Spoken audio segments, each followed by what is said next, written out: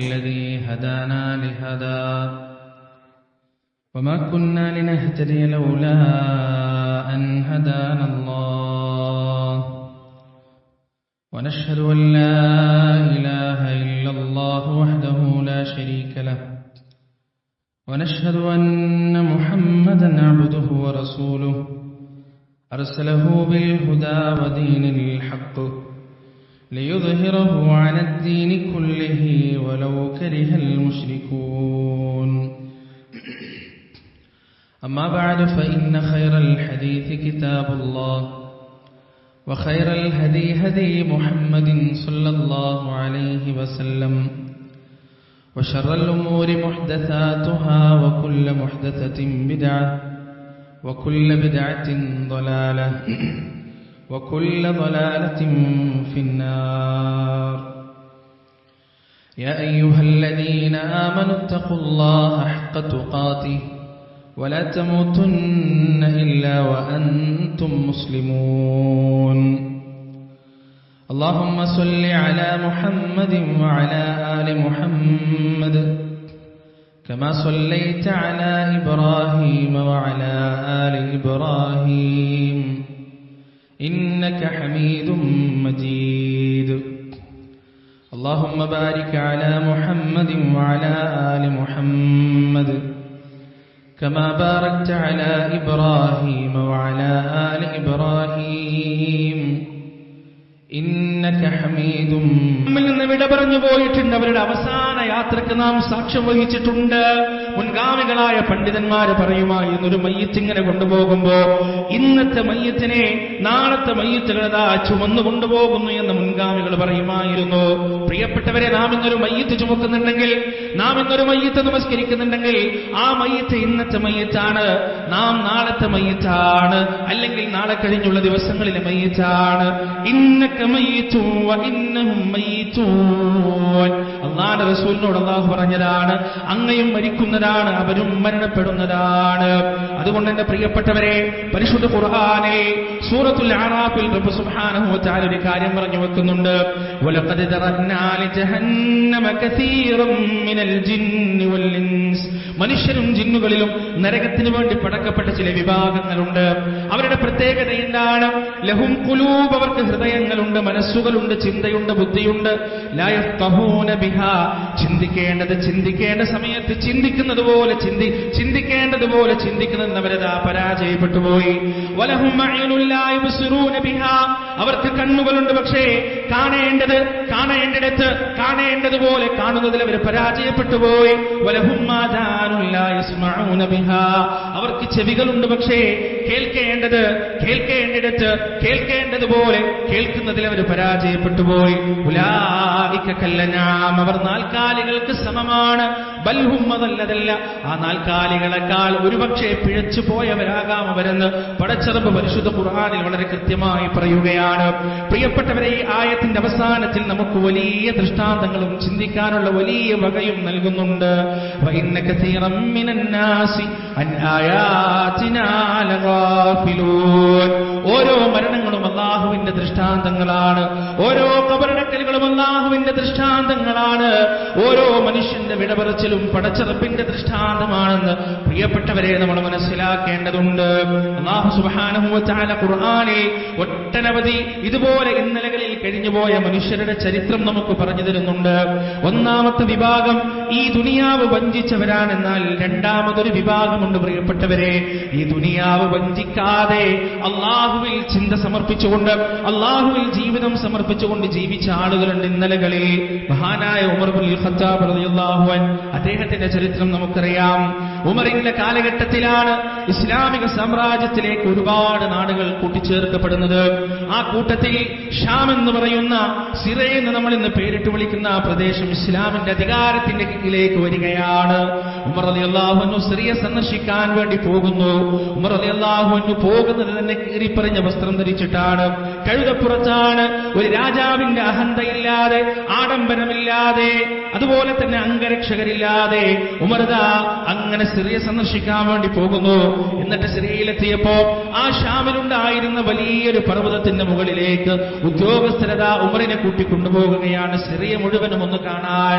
Syria എന്ന് പറഞ്ഞാൽ മക്കയെയും മദീനയെയും പോലെയല്ല. മക്കയും മദീനയും എങ്ങനെയാണെന്ന് പ്രിയപ്പെട്ടവരെ നമുക്കറിയാം. ഉംറക്കും ഹജ്ജിനുമൊക്കെ പോയവർക്കറിയാം. മക്കയിൽ നിന്ന് മദീനയിലേക്ക് നാം വണ്ടിയിൽ പോകുമ്പോൾ, കാറിൽ പോകുമ്പോൾ അല്ലെങ്കിൽ ബസ്സിൽ പോകുമ്പോൾ രണ്ട് ഭാഗത്തും നമുക്ക് കാണാൻ കഴിയുക മൊട്ടക്കുന്നുകളാണ്. പുൽനാമ്പ് പോലുമില്ലാത്ത, കൃഷിയിടങ്ങളില്ലാത്ത, പച്ചപ്പില്ലാത്ത, പരന്നു കിടക്കുന്ന ഊഷരഭൂമിയാണ് നമ്മൾ കാണുക, വെള്ളമില്ലാത്ത ഊഷരഭൂമി. എന്നാൽ സിറിയ അങ്ങനല്ല. കാടും കടലും ആറും പുഴയുമെല്ലാമുള്ള സുന്ദരമായ ഷാമിന്റെ പട്ടണം. ഈ പർവ്വതത്തിന്റെ മുകളിൽ കയറി നിന്നപ്പോ മഹാനായ ഉമർ റളിയല്ലാഹു അൻഹു അതങ്ങനെ കാണുകയാണ്. ഉമറിന്റെ മനസ്സറിയാതെ പറഞ്ഞുപോയി, എത്ര സുന്ദരമായ രാജ്യം, എത്ര സൗന്ദര്യമുള്ള രാജ്യമാണ്, ഇതെന്റെ ഭരണത്തിന്റെ കീഴിലാണല്ലോ, ഇതെന്റെ അധികാരത്തിന്റെ കീഴിലാണല്ലോ എന്ന് ഉമറിന്റെ മനസ്സറിയാതെ പറയുകയാണ്. അടുത്ത നിമിഷം ഉമറിന്റെ മനസ്സാക്ഷി ഇടപെടുന്നു. ഉമറിന്റെ മനസ്സാക്ഷി അവിടെ ഇടപെടുകയാണ്. എന്നിട്ട് ഉമറിനോട് പറയുകയാണ്, ഉമറെ ഓർക്കുക, സൂറത്തു ദുഖാനിലെ 1-2 ആയത്തുകൾ.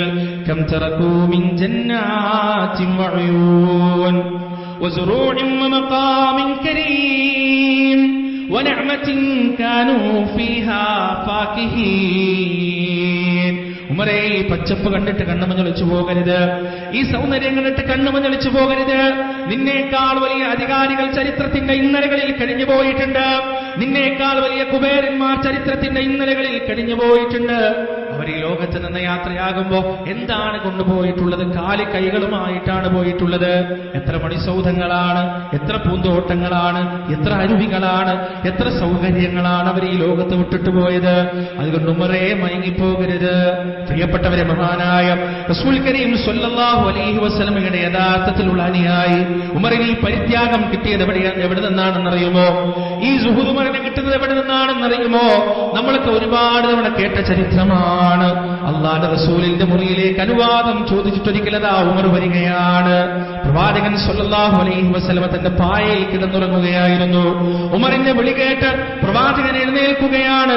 എഴുന്നേൽക്കുമ്പോൾ ഉമർ കാണുന്നത് പനയോലയുടെ പാടുകൾ കൊണ്ട് ശരീരം വല്ലാതെയായി പോയ പ്രവാചകന്റെ മേനിയാണ്.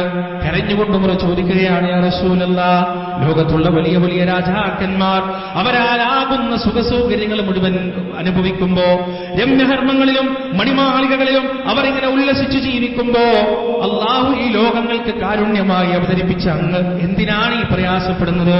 എന്തിനാണ് ഈ ബുദ്ധിമുട്ടുന്നത്? അവിടെ ഉമറിന്റെ ചോദ്യത്തിന്, ഉമറിന്റെ സങ്കടത്തിന് അല്ലാഹുവിന്റെ റസൂൽ പറഞ്ഞു കൊടുത്തൊരു മറുപടിയുണ്ട്. വല്ലാഖിറതു ഖൈറുൻ വഅബ്ഖാ. ഉമറേ, ഈ ദുനിയാവിൽ മാർദ്ദവമേറിയ പട്ടുമെത്തയിൽ കിടന്നുറങ്ങുന്നതല്ല ഭാഗ്യമുമറേ, വില കൂടിയ വാഹനത്തിൽ സഞ്ചരിക്കുന്നതല്ല ഭാഗ്യമുമറേ, വലിയ രമ്യഹർമ്മങ്ങളിൽ കിടന്നുറങ്ങുന്നതല്ല ഭാഗ്യമുമറേ. വല്ലാഖിറതു ഖൈറുൻ വഅബ്ഖാ. വിചാരണ കഴിഞ്ഞ് കൂട്ടം കൂട്ടമായി സ്വർഗത്തിലേക്ക് പോകുമ്പോ ആ സ്വർഗവാസികളുടെ, ആ അപരാറുകളുടെ ഇടയിൽ സ്ഥാനം നേടിയെടുക്കാൻ സാധിക്കുമോ? അതാണ് ഭാഗ്യമുമറേ, അതാണ് ഏറ്റവും നല്ലത്, അതാണ് അവശേഷിക്കുന്നത്. ഹൃദയം കൊണ്ടായിരുന്നു ഉമർ ആ വചനങ്ങൾ ഹൃദയത്തിൽ കോറിയിട്ടു. വർഷങ്ങൾക്കപ്പുറത്ത് ഉമറിന്റെ കയ്യിലേക്ക് അധികാരം വന്നപ്പോ, അധികാരത്തിന്റെ ഉന്നതത്തിലിരിക്കുമ്പോഴും ഉമർ ഫക്കീറായി ജീവിച്ചു, മിസ്കീനായി ജീവിച്ചു. ആഡംബരമില്ലാതെ, അംഗരക്ഷകരില്ലാതെ, കൊട്ടാരമില്ലാതെ, സിംഹാസനമില്ലാതെ, അതുപോലെ തന്നെ ചെങ്കോലുകളില്ലാതെ, പരിവാരങ്ങളില്ലാതെ ഉമർ ജീവിച്ചു. ഏതുവരെ? പേർഷ്യയുടെയും റോമിന്റെയും ചക്രവർത്തിമാർ അമീറുൽ മുഅ്മിനീൻ ഖലീഫ ഉമറിനെ കാണുന്നതിന് വേണ്ടി, സന്ദേശങ്ങൾ കൈമാറുന്നതിന് വേണ്ടി ദൂതന്മാരെ പറഞ്ഞയച്ചു. മദീനയുടെ പ്രാന്തപ്രദേശത്ത്, മദീനയുടെ അതിർത്തിയിൽ വന്നുകൊണ്ട് ആ ദൂതന്മാരെ ഉമറിനെ അന്വേഷിച്ചു. മദീനയുടെ അതിർത്തികളിൽ കളിച്ചുകൊണ്ടിരിക്കുന്ന കുട്ടികൾ ആ ദൂതന്മാരുടെ കൈപിടിച്ചുകൊണ്ട് കൊണ്ടുപോയി എവിടേക്ക്? പാറാവുകാരില്ലാത്ത, കൊട്ടാരമില്ലാത്ത, അംഗരക്ഷകരില്ലായ മരത്തിന്റെ ചോട്ടിൽ കിടന്നുറങ്ങുന്ന, കീറിപ്പറിച്ച വസ്ത്രം ധരിച്ച ഫക്കീറായ അമീറുൽ മുഅ്മിനീനെ കാണാൻ, ഉമറിനെ കാണാൻ, ഖലീഫ ഉമറിനെ കാണാൻ. എന്നിട്ട് അവരെ അന്താളിച്ചു പോയി. ഇതാണോ ചക്രവർത്തി? ഇതാണോ രാജാവ്? ഇതാണോ അമീറുൽ മുഅ്മിനീൻ? ഇതാണോ ഖലീഫ? പ്രിയപ്പെട്ടവരെ, ഈ സുഹൂദ് കിട്ടിയത് എവിടെ നിന്നാണ്? ഈ പരിത്യാഗം കിട്ടിയത് എവിടെ നിന്നാണ്? പരിശുദ്ധ ഖുർആനിന്റെ വചനങ്ങളിൽ റബ്ബ് സുബ്ഹാനഹു വ തആല ആവർത്തിച്ച് നമുക്ക് പഠിപ്പിച്ചു തരികയാണ്. യഅലമൂ, നിങ്ങൾ അറിയണേ, നിങ്ങൾ മനസ്സിലാക്കണേ, പഠിക്കണേ. അല്ലാഹു ആണ് പറയുന്നത്, അന്നമാ നിശ്ചയം ഒരു കാര്യം വളരെ തീർച്ചപ്പെടുത്തിയിട്ടാണ് പടച്ചറബ് സംസാരിക്കുന്നത്.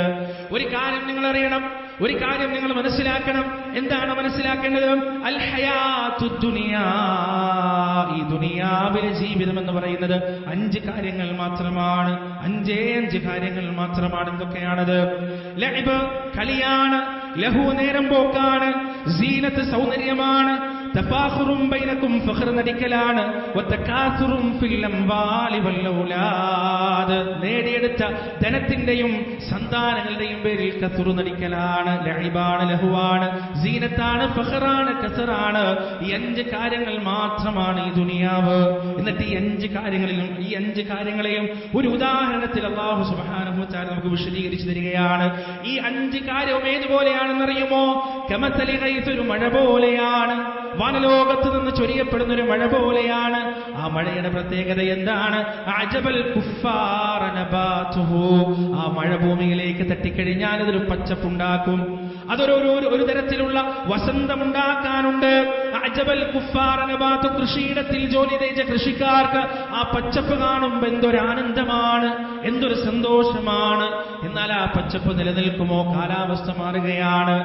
ശിശിരവും വസന്തവും ഹേമന്തവും വേനലും ഇങ്ങനെ മാറി വരുമ്പോ ആ പച്ചപ്പ് അങ്ങോട്ട് അപ്രത്യക്ഷമാകുന്നു. അതിന്റെ സൗന്ദര്യം മങ്ങുകയാണ്, അതിന്റെ സൗന്ദര്യം അവസാനിക്കുകയാണ്. അതിലേക്ക് അത് മാറാൻ തുടങ്ങുന്നു.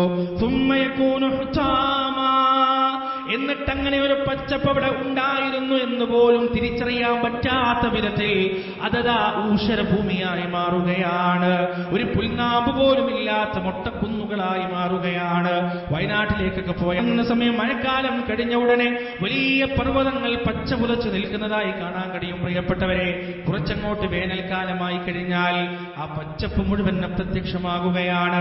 ദുനിയാവിനെ കുറിച്ച് പറഞ്ഞ ഈ 5 വിശേഷങ്ങളുണ്ടല്ലോ, നിങ്ങൾ അനുഭവിക്കുന്ന ആസ്വാദനങ്ങളാകട്ടെ, നിങ്ങളുടെ സൗന്ദര്യമാകട്ടെ, സമ്പത്താകട്ടെ, മക്കളാകട്ടെ, എല്ലാം അസ്തമിച്ചു പോകുന്നതാണ്.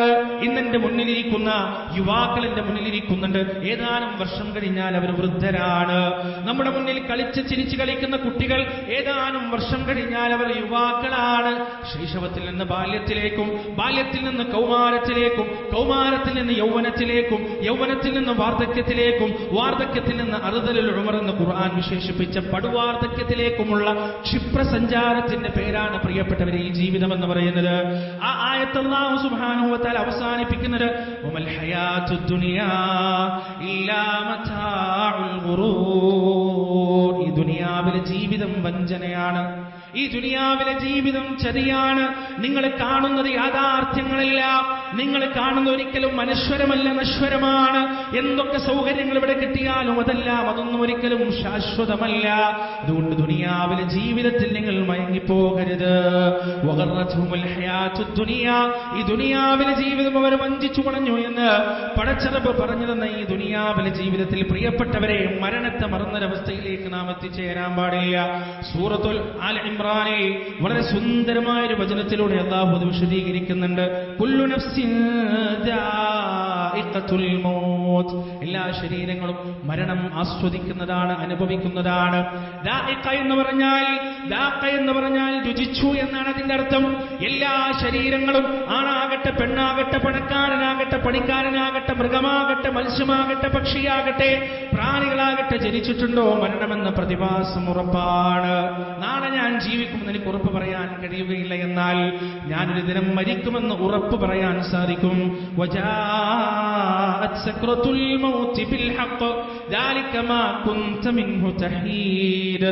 ഈ പ്രപഞ്ചത്തിന്റെ ഏറ്റവും വലിയ സത്യമായ മരണം അതിന്റെ സക്കറാത്തും കൊണ്ടുവരുമ്പോ എന്ന് പരിശുദ്ധ ഖുർആനിൽ അല്ലാഹു സുബ്ഹാനഹു വ തആല വിവരിച്ചു തരികയാണ്. പ്രിയപ്പെട്ടവരെ, ഖുർആൻ നമുക്കറിയാത്ത അഭൗതിക ലോകത്തുള്ള ഒരുപാട് കാര്യങ്ങൾ പറഞ്ഞു തരാനുള്ള ഗ്രന്ഥമാണ് പരിശുദ്ധ ഖുർആൻ. നമ്മുടെ മരണത്തെക്കുറിച്ച് ഖുർആൻ സംസാരിച്ചിട്ടുണ്ട്. ആ മരണത്തിന്റെ അവസ്ഥയിൽ നമുക്കിന്ന് കാണാൻ പറ്റാത്ത പല കാര്യങ്ങളും കാണാൻ പറ്റുമെന്ന് ഖുർആൻ നമുക്ക് പഠിപ്പിച്ചു തന്നിട്ടുണ്ട്. ലഖദ് കുൻത ഫീ ഗഫ്ലത്തിൻ മിൻ ഹാദാ ഫകശഫ്നാ അൻക ഗിതാഅക ഫബസറുക അൽയൗമ ഹദീദ്. അശ്രദ്ധരായിരുന്നു നമ്മൾ. രണ്ട് ഭാഗത്തോളത്തും ഇരുന്നു കൊണ്ട് ഇത് സദാ എഴുതിക്കൊണ്ടിരിക്കുന്നുണ്ട്, നമ്മൾ കാണുന്നില്ല. ഹഫദത്തിന്റെ മലക്കുകൾ നമ്മുടെയും നമ്മുടെ മക്കളുടെയും ചുറ്റിലും സദാ സഞ്ചരിക്കുന്നുണ്ട്, നാം അത് കാണുന്നില്ല. എന്നാൽ മരണത്തിന്റെ സമയത്ത് പ്രിയപ്പെട്ടവരെ നമ്മുടെ കണ്ണിന്റെ മൂടി അങ്ങ് എടുത്തു മാറ്റുന്നതാണ്.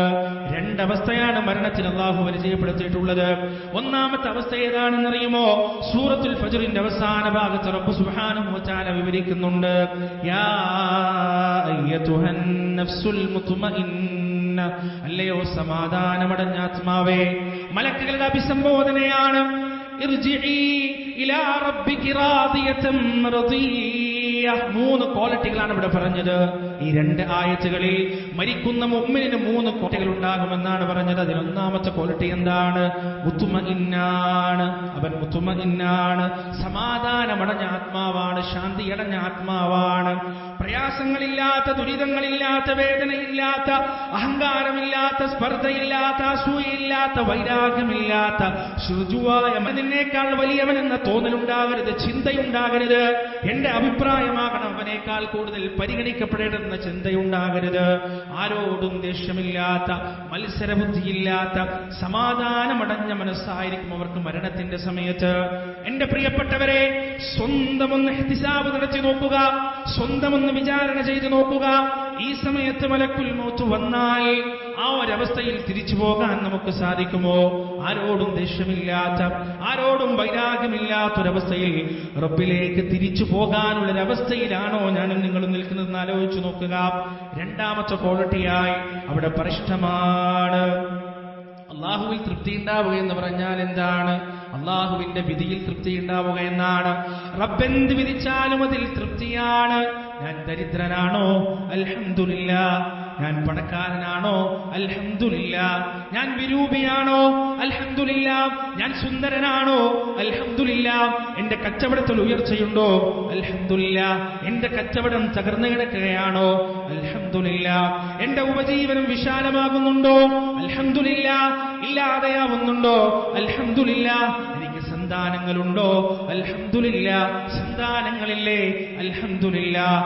ഇല്ലായ്മയിലും വല്ലായ്മയിലും ദാരിദ്ര്യത്തിലും പ്രയാസത്തിലും അർ-റഹ്മാനിർ റഹീം, പരമകാരുണികനും കരുണാനിധിയുമായ റബ്ബ്, മാലിക് യൗമിദ്ദീൻ, പ്രതിഫല ദിവസത്തിന്റെ ഒരേ ഒരു അധിപൻ. ഇയ്യാക നഅ്ബുദു വ ഇയ്യാക നസ്തഈൻ. റബ്ബേ, നിന്നെ മാത്രം ഞങ്ങൾ ആരാധിക്കുന്നു, നിന്നോട് മാത്രം ഞങ്ങൾ സഹായം തേടുന്നു. എന്നിട്ട് പിന്നെ നമ്മൾ പറയാനുള്ളത് പറയുകയാണ്, ചോദിക്കാനുള്ളത് ചോദിക്കുന്നു. എന്താണ്? ഇഹ്ദിനസ് സിറാത്തൽ മുസ്തഖീം, നേരായ മാർഗത്തിൽ നീ എന്നെ വഴി നടത്തണേ റബ്ബേ. ഏത് മാർഗത്തിൽ? സിറാത്തൽ ലദീന അൻഅംത അലൈഹിം, നീ നിഅമത്ത് നൽകിയവരുടെ മാർഗത്തിൽ, നീ അനുഗ്രഹം ചൊരിഞ്ഞവരുടെ മാർഗത്തിൽ നീ എന്നെ വഴി നടത്തണേ റബ്ബേ. ആരാണ് ഈ അനുഗ്രഹം ചെയ്തവർ? പ്രിയപ്പെട്ടവരെ, ആരാണ് ഈ നിഅമത്ത് ചൊരിയപ്പെട്ടവർ? വമൻ യുത്ഇല്ലാഹ വറസൂൽ, ആരാണോ അല്ലാഹുവിനെയും പ്രവാചകനെയും അനുസരിച്ചത്, ഫൗലായിക മഅല്ലദീന അൻഅമല്ലാഹു അലൈഹിം മിനൻ നബിയ്യീന വസ്സിദ്ദീഖീന വശുഹദാഇ വസ്സാലിഹീൻ വഹസുന ഉലൈക റഫീഖാ. അവർ അമ്പിയാക്കളുടെ കൂടെയാണ്, സിദ്ദീഖുകളുടെ കൂടെയാണ്, ശുഹദാക്കളുടെ കൂടെയാണ്, അതുപോലെ തന്നെ രക്തസാക്ഷികളുടെ കൂടെയാണ്. പ്രിയപ്പെട്ടവരെ, ഫദ്ഖുലി ഫീ ഇബാദി എന്ന് റബ്ബ് പറയുമ്പോ, മരിക്കുന്ന ഒരു മനുഷ്യനോട് റബ്ബ് അത് പറയുമ്പോ അല്ലാഹു ഉദ്ദേശിക്കുന്നത് ഈ പറയുന്ന അടിമകളെയാണ്. അല്ലദീന അൻഅമല്ലാഹു അലൈഹിം മിനൻ നബിയ്യീന വസ്സിദ്ദീഖീന വശുഹദാഇ വസ്സാലിഹീൻ. സദ്വൃത്തരുടെ കൂടെ റബ്ബേ, രക്തസാക്ഷികളുടെ കൂടെ റബ്ബേ, സത്യവാന്മാരുടെ കൂടെ റബ്ബേ, പ്രവാചകന്മാരുടെ കൂടെ റബ്ബേ. അങ്ങനെ ആ കൂട്ടത്തിലാണ് എന്നെ ഉൾപ്പെടുത്തേണ്ടത്. അതുകൊണ്ട് എന്നെ പ്രിയപ്പെട്ടവരെ, ഇന്ന് തൊട്ട് നമസ്കാരത്തിൽ കൈകെട്ടിക്കൊണ്ട് ഫാത്തിഹ സൂറത്ത് ഓതുമ്പോ സിറാത്തൽ ലദീന അൻഅംത അലൈഹിം എന്ന് നിങ്ങൾ പാരായണം ചെയ്യുമ്പോ നിങ്ങളുടെ മരണത്തിന്റെ സമയം നിങ്ങളുടെ മനസ്സിലേക്ക് ഓടി വരണം. നിങ്ങളുടെ മരണത്തിന്റെ സമയത്തുള്ള ആ രംഗങ്ങൾ മനസ്സിലേക്ക് ഓടി വരണം. എന്നിട്ട് റബ്ബിനോടുള്ള പ്രാർത്ഥന, റബ്ബേ, നീ ഖുർആനിൽ പറഞ്ഞ സ്വാലിഹീങ്ങളുടെ കൂടെ, ശുഹദാക്കളുടെ കൂടെ, അമ്പിയാക്കളുടെ കൂടെ, സത്യവാന്മാരുടെ കൂടെ എന്നെ നീ ഉൾപ്പെടുത്തണേ റബ്ബേ. അവസാനം മരണത്തിലേറി ഞാൻ നിന്നിലേക്ക് തിരിച്ചു വരുമ്പോ അല്ലാ, തിരിച്ചുവരവ് ഈ പറയുന്ന വാക്കുകൾ കേട്ടുകൊണ്ടാകാൻ എന്നെ അനുഗ്രഹിക്കണം അനുഗ്രഹിക്കണേ റബ്ബേ. ഫദ്ഖുലി ഫീ ഇബാദി. അവസാനമായി അല്ലാഹു പറയാനുള്ളത് എന്താണ്? ഫദ്ഖുലി ജന്നതി, എന്റെ സ്വർഗ്ഗത്തിലേക്ക് പ്രവേശിച്ചു കൊള്ളുക. പ്രിയപ്പെട്ടവരെ, മരണത്തോടുകൂടി ജീവിതം അവസാനിക്കുന്നില്ല. ഈ ദുനിയാവിലെ ജീവിതಕ್ಕೆ തിരശീല വീഴുന്നതോടൊപ്പം പിറകിലുള്ള ബർസഖിന്റെ ജീവിതത്തിലേക്കുള്ള തിരശീല പൊങ്ങുകയാണ്. വിശാലമായ ജീവിതമാണ് നമുക്ക് പോകാനുള്ളത്, ബർസഖിലേക്കാണ്. മനുഷ്യ ജീവിതത്തിന്റെ ഘട്ടങ്ങളെക്കുറിച്ച് പരിശുദ്ധ ഖുർആനും തിരുഹദീസും നമുക്ക് പരിചയപ്പെടുത്തി തന്നിട്ടുണ്ട്. ഒന്നാമത്തെ ലോകം എന്ന് പറയുന്നത് ആത്മാക്കളുടെ ലോകമാണ്, ആലമുൽ അർവാഹാണ്. രണ്ടാമത്തെ ലോകം എന്ന് പറയുന്നത് അജ്ഞാതമായ കാലഘട്ടമാണ്. ഹൽ അതാ അലൽ ഇൻസാനി ഹീനും മിനദ് ദഹ്രി ലം യകുൻ ഷൈഅൻ മദ്കൂറാ. ഓർക്കപ്പെടാൻ പറ്റാത്തൊരു അവസ്ഥയിൽ മനുഷ്യ ജീവിതങ്ങൾ കഴിഞ്ഞു പോയിട്ടുണ്ട്. മൂന്നാമത്തെ ഘട്ടം എന്ന് പറയുന്നത് അള്ളാഹുവിന്റെ ഇടപെടൽ കൊണ്ട് ഉമ്മയുടെയും വാപ്പയുടെയും ശരീരത്തിൽ പപ്പാതിയായും പിന്നീട് ഉമ്മയുടെ ഗർഭപാത്രത്തിനകത്ത് പൂർണ്ണമായും റബ്ബ് നമ്മെ സ്വാംശീകരിക്കുന്ന മൂന്നാമത്തെ ഘട്ടമാണ്. പരീക്ഷണത്തിന്റെ ഘട്ടം എന്ന് പറയുന്നത് അല്ലദീ ഖലഖൽ മൗത വൽ ഹയാത ലിയബ്ലുവകും അയ്യുകും അഹ്സനു അമലാ. ഈ ജീവിതത്തിലേക്ക് നമ്മെ ഒരുക്കുന്നതാണ് കഴിഞ്ഞ കാലഘട്ടത്തിലെ ഘട്ടങ്ങൾ എന്ന് പറയുന്നത്. ഈ ജീവിതത്തിന്റെ നമ്മുടെ പ്രവർത്തനങ്ങൾക്കനുസരിച്ചാണ് വരാൻ പോകുന്ന ഘട്ടങ്ങൾ ഇരിക്കുന്നത്. പ്രിയപ്പെട്ടവരെ, ഇനി ഓരോ ഘട്ടങ്ങളും പ്രയാസം കൂടിയതാണ്. ഈ ദുനിയാവിലെ ജീവിതം പോലെയല്ല ഖബർ ജീവിതം, അതിനേക്കാൾ പ്രയാസമാണ്. ഉമ്മയുടെ ഗർഭപാത്രത്തിനകത്ത് കിടക്കുന്നത് പോലെയല്ല ഒരിക്കലും ഖബർ ജീവിതം എന്ന് പറയുന്നത്. മാശറ എന്നത് ഖബറിനേക്കാൾ പ്രയാസമുള്ളതാണ്. വമിൻ വറാഇഹിം ബർസഖുൻ ഇലാ യൗമി യുബഅസൂൻ. ഇസ്രാഫീൽ രണ്ടാമത്തെ തവണ കാഹളത്തിൽ ഊതുന്നവരെ ഖബറിൽ ജീവിതമുണ്ട്. പ്രിയപ്പെട്ടവരെ, രക്ഷയുണ്ട്, ശിക്ഷയുണ്ട്, സമാധാനമുണ്ട്, അസമാധാനമുണ്ടെല്ലാം ആ ഖബറിൽ വെച്ച് അനുഭവിക്കേണ്ടി വരുമെന്ന് പരിശുദ്ധ ഖുർആനിൽ തന്നെ റബ്ബ് സുബ്ഹാനഹു വ തആല നമുക്ക് ഉണർത്തി തന്നിട്ടുണ്ട്. ആ ഖബറിന് വേണ്ടി നാം എന്താണ് ഒരുങ്ങിയിട്ടുള്ളത്? നമ്മുടെ ഖബർ ജീവിതത്തിന് വേണ്ടി പ്രിയപ്പെട്ടവരെ, നമ്മളൊരു വീടുണ്ടാക്കുമ്പോ ആ വീടിന് വേണ്ടി എത്ര വർഷങ്ങളാണ് നാം പദ്ധതിയിട്ടിട്ടുണ്ടാവുക? ആ വീടിന്റെ സ്ഥലം നോക്കുമ്പോ ആ സ്ഥലത്ത് വെള്ളം കയറുമോ, അല്ലെങ്കിൽ നല്ല മണ്ണാണോ, അടുത്ത് പള്ളിയുണ്ടോ, സ്കൂളുണ്ടോ, ആശുപത്രിയുണ്ടോ, എന്തൊക്കെ അന്വേഷണങ്ങളാണ് നാം നടത്തുക. അങ്ങനെ ആ സ്ഥലം വാങ്ങിച്ചു കഴിഞ്ഞാൽ വീടിന്റെ പ്ലാൻ വരയ്ക്കുന്നതിന് വേണ്ടി, വീടുണ്ടാക്കുന്നതിന്റെ പദ്ധതി ഉണ്ടാക്കുന്നതിന് വേണ്ടി എത്ര എഞ്ചിനീയർമാരെയാണ് നമ്മൾ കാണുക, എത്ര കമ്പനിയിലാണ് നാം അപേക്ഷ കൊടുക്കുക. അങ്ങനെ അവസാനം വീടിന്റെ പ്ലാൻ തയ്യാറായി കഴിഞ്ഞാൽ പിന്നീട് ആ വീടിന്റെ നിർമ്മാണം തുടങ്ങുമ്പോ, തറയിടുമ്പോ, അതിന്റെ മുകളിലേക്ക് മതിൽ കെട്ടുമ്പോ, അതുപോലെ തന്നെ വാർക്കുമ്പോ, അതിന്റെ ഓരോ ജനൽപ്പാളികളും വാതിലുകളും വെക്കുമ്പോ എത്ര തവണ നാം ആലോചിച്ചിട്ടുണ്ട്, എത്ര ആളുകളോട് നാം ചർച്ച ചെയ്തിട്ടുണ്ട്, എത്ര നാം അതിനെക്കുറിച്ച് പഠിച്ചിട്ടുണ്ട്. ആ വീടിന്റെ ഉള്ളിലുള്ള ഓരോ ഫർണിച്ചറുകളും നാം വെറുതെ അങ്ങ് വാങ്ങിച്ചതല്ല, കൃത്യമായി അന്വേഷിച്ച് കൃത്യമായി പഠിച്ചതിന് ശേഷം മാത്രം നാം വാങ്ങിച്ചതാണ്. ഇനി ആ വീട് ഉണ്ടാക്കി കഴിഞ്ഞാൽ എത്ര കൊല്ലമാണ് പ്രിയപ്പെട്ടവർ അവിടെ നമുക്ക് ജീവിക്കാൻ കഴിയുക? എത്ര കൊല്ലമാണ്? 40, 50, 60, ഇനി കൂടിപ്പോയാൽ 70, 80 കൊല്ലം. ഒരാൾ 30-ാമത്തെയോ 40-ാമത്തെയോ വയസ്സിൽ വീടുണ്ടാക്കി കഴിഞ്ഞാൽ ഒരു 60, 50, 70 കൊല്ലം കൂടിപ്പോയാൽ അയാൾക്ക് ജീവിക്കാൻ കഴിയും. ഏറ്റവും കൂടുതൽ ആയുസ് പടച്ചോൻ കൊടുത്താൽ. എന്നിട്ട് തിരിച്ചു പോകേണ്ടത് എവിടേക്കാണ്? ഖബറിലേക്കാണ്. ഖബറിൽ എത്ര കൊല്ലമാണ് നാം കിടക്കേണ്ടത്? 60 കൊല്ലമാണോ, 70 കൊല്ലമാണോ, 100 കൊല്ലമാണോ? സഹസ്രാബ്ദങ്ങൾ ആ ഖബറിൽ നാം കിടക്കേണ്ടി വരും. ഒരുപക്ഷെ ആയിരക്കണക്കിന് കൊല്ലങ്ങൾ ആ ഖബറിൽ നാം ഒരുപക്ഷെ കിടക്കേണ്ടി വരും. ആ ഖബറിന്റെ അകത്തളങ്ങളിൽ നാം എന്താണ് ഒരുക്കി വെച്ചിട്ടുള്ളത്?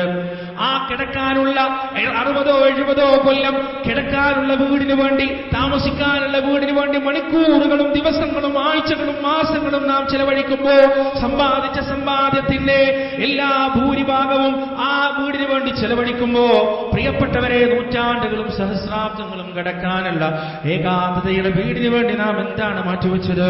എത്ര സമയമാണ് നാം മാറ്റിവെച്ചത്? എത്ര പണമാണ് നാം മാറ്റിവെച്ചത്? എത്ര അധ്വാനമാണ് നാം മാറ്റിവെച്ചത്?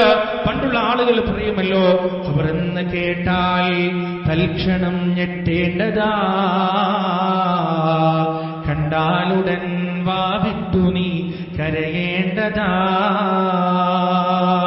മേടക്ക് പകരം മാളമാ സുബ്ഹാന, റബ്ബിയതിൽ കിടക്കേണ്ടതാണ് സമാന. ഖബർ കാണുമ്പോഴല്ല പ്രിയപ്പെട്ടവരെ, ഖബർ എന്ന വാക്ക് കേൾക്കുമ്പോൾ തന്നെ കണ്ണ് നിറയേണ്ടതുണ്ട്, നമ്മുടെ ഉള്ളം മടക്കേണ്ടതുണ്ട്. മഹാനായ ഉസ്മാൻ ഇബ്നു അഫ്ഫാൻ റളിയല്ലാഹു അൻഹു സ്വർഗ്ഗം കൊണ്ട് സന്തോഷ വാർത്ത അറിയിക്കപ്പെട്ട അശ്റത്തുൽ മുബശ്ശിരീനുള്ളയാളാണെങ്കിലും ഖബറിന്റെ അടുത്തുകൂടെ നടന്നു പോകുമ്പോൾ ഖബറിനെ കുറിച്ച് കേൾക്കുമ്പോൾ ഉസ്മാൻ റളിയല്ലാഹു അൻഹുവിന്റെ കണ്ണുകൾ നിറയുമായിരുന്നു. തിങ്ങി നിറഞ്ഞ് നീണ്ടു കിടക്കുന്ന താടിരോമങ്ങൾ നനഞ്ഞു കുതിരുമാർ ഉസ്മാൻ ഇബ്നു അഫ്ഫാൻ റളിയല്ലാഹു അൻഹു കരയുമായിരുന്നു. ചോദിക്കപ്പെട്ടാൽ അദ്ദേഹം പറയുമായിരുന്നു, ഇതാണ് ആദ്യത്തെ വീട്. രക്ഷയാണെങ്കിൽ രക്ഷ, ശിക്ഷയാണെങ്കിൽ ശിക്ഷ, രണ്ടും തീരുമാനിക്കപ്പെടുന്നത് ഈ വീട്ടിൽ വെച്ച് തന്നെയാണെന്ന് ഉസ്മാൻ ഇബ്നു അഫ്ഫാൻ റളിയല്ലാഹു അൻഹു മറുപടി പറയുമായിരുന്നു. പ്രിയപ്പെട്ടവരെ, ആ ഖബറിലെ അവസ്ഥകൾ തലയിണയില്ലാത്ത, മാർദ്ദവമേറിയ മെത്തയില്ലാത്ത, AC ഇല്ലാത്ത, വിളക്കുകളില്ലാത്ത, സുഖസൗകര്യങ്ങളില്ലാത്ത ആ ഖബറിന്റെ അകത്ത് എത്ര കാലം നാം കിടക്കേണ്ടതുണ്ട് പ്രിയപ്പെട്ടവരെ? അവിടെ നമുക്ക് ബാക്കിയാവുക മൂന്നേ കാര്യങ്ങൾ മാത്രമാണ്. അതിലൊന്നാമത്തത് നമ്മുടെ അമലുകളാണ്, നമ്മുടെ കർമ്മങ്ങളാണ്. നിസ്കരിക്കാൻ നമുക്ക് ഇഷ്ടമല്ല, എന്നാൽ ആ നമസ്കാരമാണ് ഖബറിൽ നമുക്ക് ഉപകാരപ്പെടുക. കച്ചവടത്തേക്കാൾ ഇഷ്ടം നിസ്കാരത്തേക്കാൾ നമുക്കിഷ്ടം കച്ചവടമാണ്. കച്ചവടം ഖബറിലെത്തുകയില്ല, നിസ്കാരം ഖബറിലെത്തും. ഭക്ഷണത്തേക്കാൾ, നോമ്പിനേക്കാൾ നമുക്കിഷ്ടം ഭക്ഷണമാണെന്നാൽ ആ ഭക്ഷണം ഖബറിലേക്ക് എത്തുകയില്ല പ്രിയപ്പെട്ടവരെ, നോമ്പ് ഖബറിലേക്ക് എത്തും. എന്താണോ നാം ഇവിടെ വിമുഖത കാണിച്ചുകൊണ്ടിരിക്കുന്ന കാര്യം, മടി കാണിച്ചുകൊണ്ടിരിക്കുന്ന വിഷയം എന്താണോ, ആ മടി കാണിച്ചുകൊണ്ടിരിക്കുന്ന വിഷയം മാത്രമേ ഖബറിലേക്ക് ഒഴുകിയെത്തുകയുള്ളൂ എന്ന് അല്ലാഹുവിന്റെ റസൂൽ നമുക്ക് പഠിപ്പിച്ചു തരികയാണ്. രണ്ടാമതായി ബാക്കിയാകുക എന്താണ്? സദഖത്തുൻ ജാരിയ. ജാരി എന്ന് പറഞ്ഞാൽ ഒഴുകുന്നത് എന്നാണ് അതിന്റെ അർത്ഥം. ഒരാളുടെ ആയുസ്സിന് ശേഷവും ഒഴുകിക്കൊണ്ടിരിക്കുന്ന സദഖ. എത്ര സുന്ദരമായ പ്രയോഗമാണ്! ഒരു മനുഷ്യന്റെ ആയുസ്സിന് ശേഷവും ആയുസ്സിന്റെ അപ്പുറത്തേക്കും ഒഴുകിക്കൊണ്ടിരിക്കുന്ന സദഖ, അത് അയാളുടെ സദഖ ഏറ്റവും മഹനീയമായ സദഖയാണ്. എന്താണത്? ജീവിത കാലഘട്ടത്തിൽ നാം ഇവിടെ ബാക്കിയാക്കി പോകുന്ന അത്തറുകളാണ്. ഇന്നാ നഹ്നു നുഹ്യിൽ മൗതാ വനക്തുബു മാ ഖദ്ദമു വആതാറഹും വകുല്ല ശൈഇൻ അഹ്സൈനാഹു ഫീ കിതാബിൻ മുബീൻ. സൂറ യാസീനിലെ ആയത്താണ്. മഹാനായ ഡോക്ടർ ഉസ്മാൻ സാഹിബ് മരിക്കാൻ കിടക്കുമ്പോ അദ്ദേഹം അങ്ങനെ കരയുകയാണ്. അദ്ദേഹത്തിന്റെ കണ്ണങ്ങനെ നിറഞ്ഞൊഴുകുകയാണ്. ആളുകൾ ചോദിക്കുന്നു, എന്താണ് ഡോക്ടർ നിങ്ങൾ ഇങ്ങനെ കരയുന്നത്, നിങ്ങളെ സങ്കടപ്പെടുത്തുന്നത് എന്താണെന്ന് ചോദിച്ചപ്പോ അദ്ദേഹം മറുപടി പറയുകയാണ്, ഈ ആയത്താണ് ഓതുന്നത്. ഇന്നാ നഹ്നു നുഹ്യിൽ മൗതാ വനക്തുബു മാ ഖദ്ദമു വആതാറഹും. നാമാണ് ജീവിപ്പിക്കുകയും മരിപ്പിക്കുകയും ചെയ്യുന്നത്. മരണത്തിനുമപ്പുറം നിങ്ങളുടെ അത്തറുകളെ നാം എഴുതി വെക്കുന്നതാണ്, ആതാറുകളെ നാം എഴുതി വെക്കുന്നതാണ്. അദ്ദേഹം പറയുകയാണ്, എന്റെ ജീവിതത്തിന്റെ ഭൂതകാലഘട്ടത്തിൽ യുക്തിവാദിയായ ഒരു കാലഘട്ടം എനിക്കുണ്ടായിരുന്നു. ചന്തക്കുന്ന അങ്ങാടിയിൽ യുക്തിവാദത്തിന് വേണ്ടി പരസ്യമായി വാദിച്ചൊരു കാലഘട്ടം എനിക്കുണ്ടായിരുന്നു. ആ യുക്തിവാദത്തിന്റെ മാറാപ്പ് വേറിക്കൊണ്ട് ഒരുപാട് മനുഷ്യരുടെ ജീവിതത്തിലേക്ക് ഇടപെടുന്ന ഒരു കാലഘട്ടം എനിക്കുണ്ടായിരുന്നു. പക്ഷേ പിന്നീടാണ് എനിക്ക് ഈ വിശ്വാസത്തിന്റെ മാധുര്യം നുണയാൻ കഴിഞ്ഞത്. ഈ യുക്തിവാദം എന്ന് പറയുന്നത്, ഈ നിരീശ്വരവാദം എന്ന് പറയുന്നത് ഒരടിസ്ഥാനവുമില്ലാത്ത പമ്പര വിഡ്ഢിത്തമാണെന്ന വസ്തുത ഞാൻ മനസ്സിലാക്കി തിരിച്ചു വരുന്നത് പിന്നീടാണ്. പക്ഷേ ആ കാലഘട്ടത്തിൽ എന്റെ പ്രവർത്തനത്തിന്റെ അത്തരൊന്നും നിലനിൽക്കുന്നുണ്ടാവും.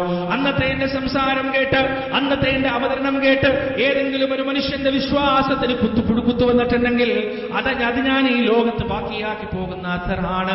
ആ അത്തറിനെ ഞാൻ ഭയപ്പെടുന്നു, ആ അടയാളത്തെ ഞാൻ ഭയപ്പെടുന്നു.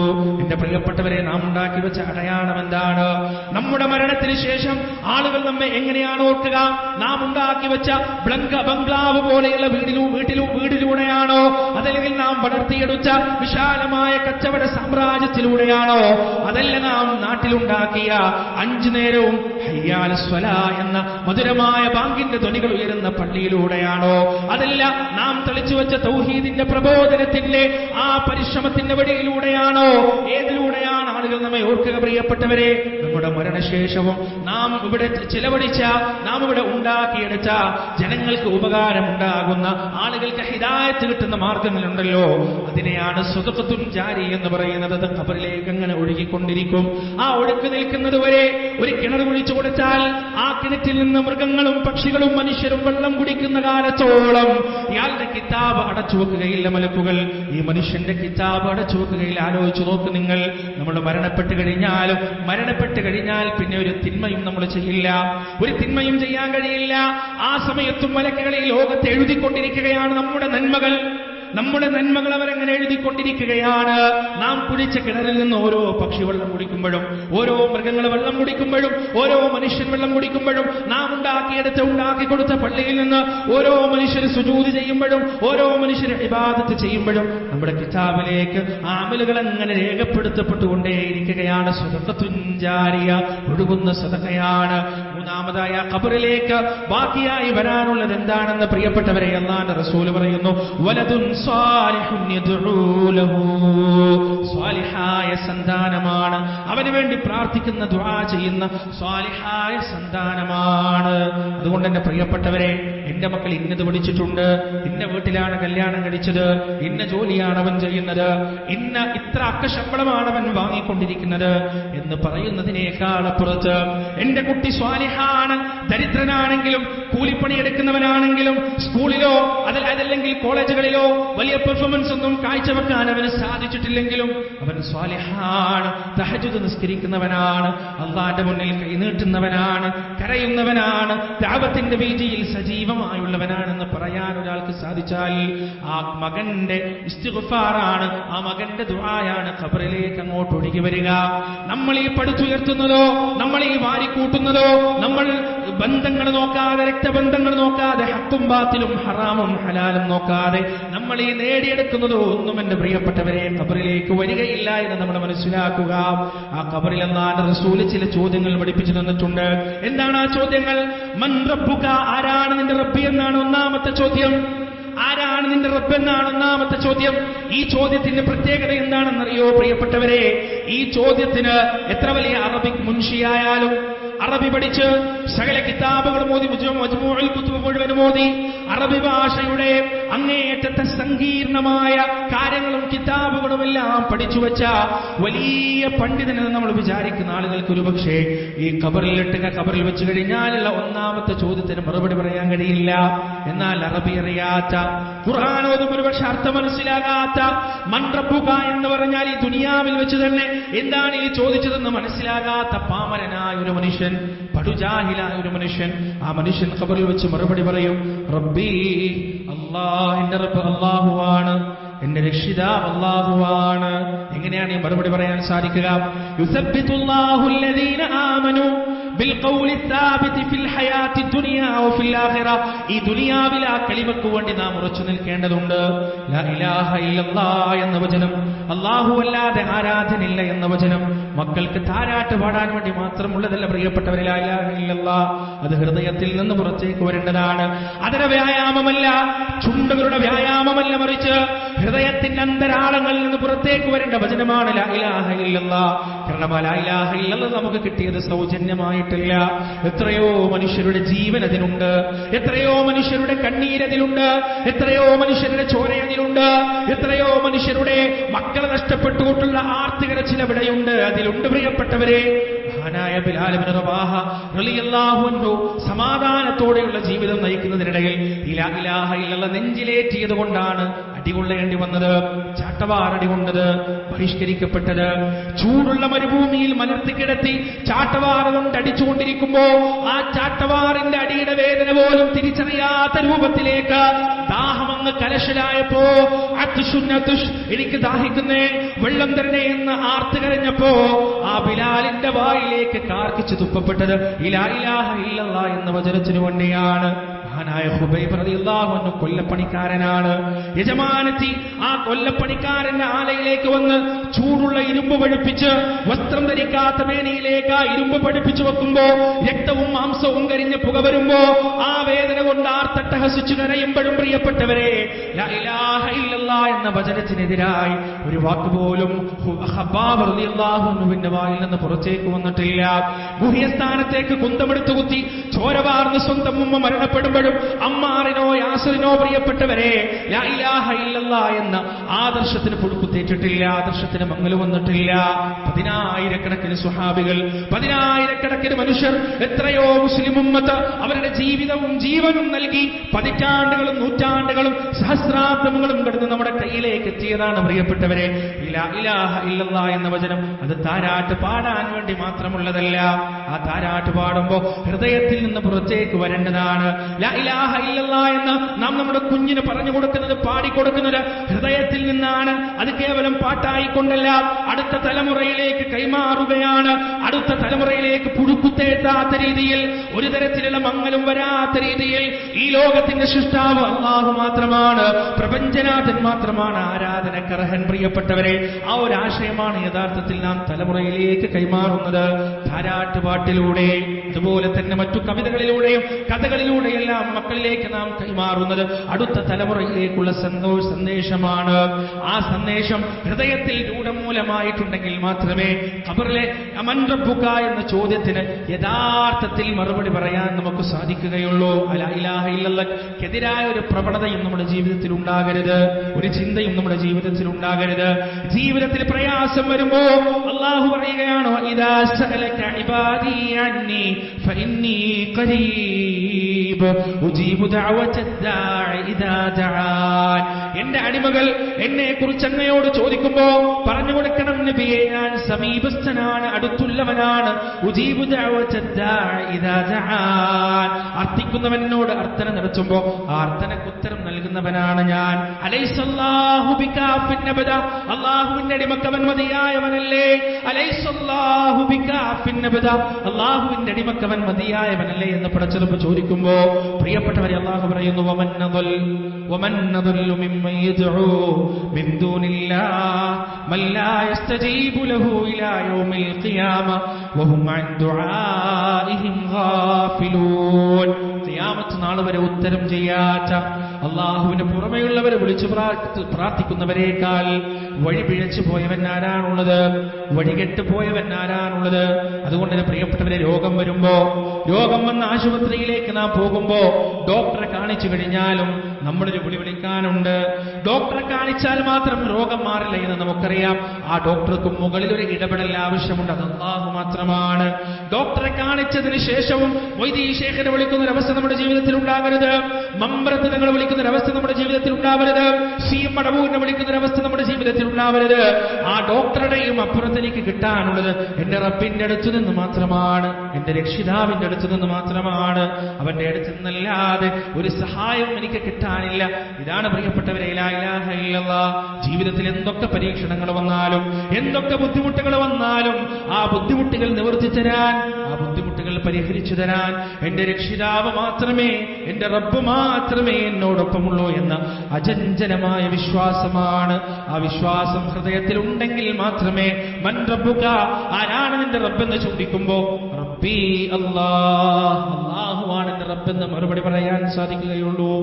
പ്രിയപ്പെട്ടവരെ, ആ ഖബർ ജീവിതത്തിനു വേണ്ടി, ആ ഖബറിലെ ചോദ്യത്തിനു വേണ്ടി, ആ ഖബറിലെ രക്ഷയ്ക്ക് വേണ്ടി ഒരുങ്ങാൻ നമുക്ക് സാധിക്കേണ്ടതുണ്ട്. ആ ഖബർ ജീവിതം അവസാനിക്കുന്നത് പ്രിയപ്പെട്ടവരെ എപ്പോഴാണ്? ഇസ്രാഫീൽ അലൈഹിസ്സലാത്തു വസ്സലാം രണ്ടാമത്തെ തവണ കാഹളത്തിൽ ഊതുമ്പോഴാണ്. രണ്ടാമത്തെ തവണ കാഹളത്തിൽ ഊതുമ്പോ ഈ ദുനിയാവ് മുഴുവൻ അല്ലാഹു സുബ്ഹാനഹു വ തആല പ്രത്യേകമായ തരത്തിലേക്ക് മാറ്റുമെന്ന് പരിശുദ്ധ ഖുർആൻ. വഇന്നാ ലജാഇലൂന മാ അലൈഹാ സ്വഈദൻ ജുറുസാ. ദുനിയാവ് മുഴുവൻ വെലുവെടുത്ത മണൽപ്പരപ്പ് മാത്രമുള്ള ഒരവസ്ഥയിലേക്ക് അല്ലാഹു സുബ്ഹാനഹു വ തആല മാറ്റും. എവിടെ നിന്നാണ് നമ്മൾ ഉയർത്തെഴുന്നേൽക്കുക? നമ്മുടെ നാട്ടിൽ എവിടെയാണോ നമ്മുടെ ഖബറടക്കിയത്, ഈ രാമന്തളി പ്രദേശത്തുകാരുടെ ഖബർ എവിടെയാണോ, അവരുടെ മയ്യത്ത് മറമാണെന്ന് എവിടെയാണോ, അതേ ഖബർസ്ഥാനിൽ നിന്നാണ് ഇസ്രാഫീൽ അലൈഹിസ്സലാത്തു വസ്സലാം രണ്ടാമത്തെ തവണ കാഹളത്തിൽ ഊതുമ്പോൾ നമ്മുടെ എഴുന്നേറ്റ് വരിക. അല്ലാഹുവിന്റെ വെളിയാളത്തിലേക്ക്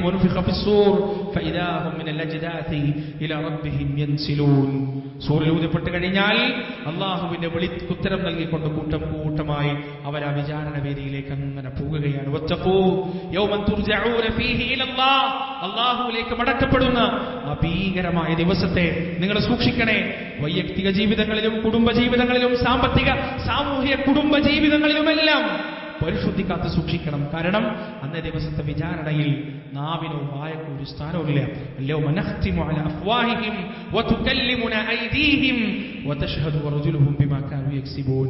കളവ് മാത്രം പറഞ്ഞ് ന്യായീകരിച്ച് മാത്രം ശീലമുള്ള നമ്മുടെ വായകൾക്കും നാവുകൾക്കും സീല് വെച്ച് കൈകൾ റബ്ബിനോട് പറയും, ഫഅൽതു കദാ വകദാ, ഫഅൽതു കദാ വകദാ, റബ്ബേ ഞാൻ ഇന്നത് ചെയ്തു, ഇന്നത് ചെയ്തു. കാല് സാക്ഷ്യം വഹിക്കും. അല്ലാഹുവേ, ആ ചെയ്തിക്ക് ഞാൻ സാക്ഷിയാണ്, ആ പ്രവർത്തനത്തിന് ഞാൻ സാക്ഷിയാണ്. അതുകൊണ്ട് എൻ്റെ പ്രിയപ്പെട്ടവരെ, തൗഹീദ് ഉറപ്പിക്കുക, സുന്നകളായി ജീവിക്കുക, പരലോക രക്ഷയ്ക്ക് വേണ്ടി പരിശ്രമിക്കുകയും പ്രാർത്ഥിക്കുകയും പ്രയത്നിക്കുകയും ചെയ്യുക. അല്ലാഹുവേ, ഞങ്ങളിൽ നിന്ന് വന്നുപോയ ചെറുതു വലുതുമായ തെറ്റുകുറ്റങ്ങൾ നീ ഞങ്ങൾക്ക് പുറത്തു മാപ്പാക്കി തരണേ അല്ലാ. പരലോകത്തെ രക്ഷ നേടിയെടുക്കുന്നവരുടെ കൂട്ടത്തിൽ, ഖബർ ശിക്ഷയിൽ നിന്ന് രക്ഷപ്പെടുന്നവരുടെ കൂട്ടത്തിൽ, ഭയാനകവും ഭീകരവുമായ നിന്റെ നരകത്തിന്റെ അദാബിൽ നിന്ന് രക്ഷ നേടിയെടുക്കുന്നവരുടെ കൂട്ടത്തിൽ ഞങ്ങൾ നീ ഉൾപ്പെടുത്തണേ റബ്ബേ. നിന്റെ ഔദാര്യം കൊണ്ട് സ്വർഗത്തിലേക്ക് എത്തിച്ചേരുന്നവരുടെ കൂട്ടത്തിൽ ഞങ്ങൾ നീ ഉൾപ്പെടുത്തുകയും ചെയ്യണം റബ്ബേ. റബ്ബനാ ആതിനാ ഫിദ്ദുനിയാ ഹസന വഫിൽ ആഖിറതി ഹസനത വഖിനാ അദാബന്നാർ. റബ്ബനാ തഖബ്ബൽ മിന്നാ ഇന്നക അൻതസ് സമീഉൽ അലീം وتب علينا إنك أنت التواب الرحيم وآخر دعوانا أن الحمد لله رب العالمين والسلام عليكم